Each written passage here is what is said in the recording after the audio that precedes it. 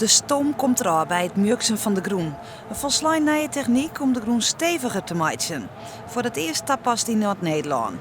En er is een grutskop bij het Frieske Marrenproject dat de nieuwe Zielsterbregen onleidt.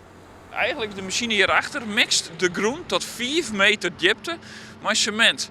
En daardoor wordt de hele ondergrond stabiel en daar kan de nieuwe bregen gebouwd worden.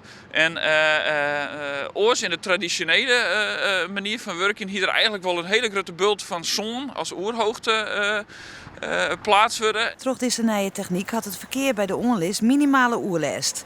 De fietsers en auto's kunnen de meeste tijd gewoon langs. Maar nieuwe techniek betekent misschien ook wel meer risico. Maar daar zitten ze net in. Alles is goed erop berekenen. Het risico is daarmee best wel leeg. Het is al je berekenen, het is onderzocht. En wij denken dat dit heel succesvol wordt.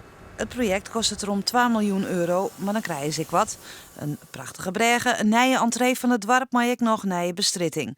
En Jonke de Bregen lissen 2 wennarken, die komen in Inhammen te lissen, zodat de recreatieveert meer om te krijgt. Nog een hele put. In principe met de vaarroute van het vaarseizoen weer iepen wezen.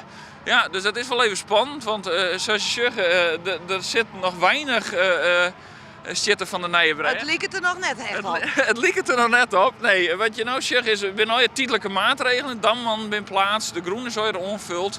En uiteindelijk, deze machine is ongeveer nog oorlog weken bezig. En daarna dan gaan we bezig met het opbouwen van de bregen.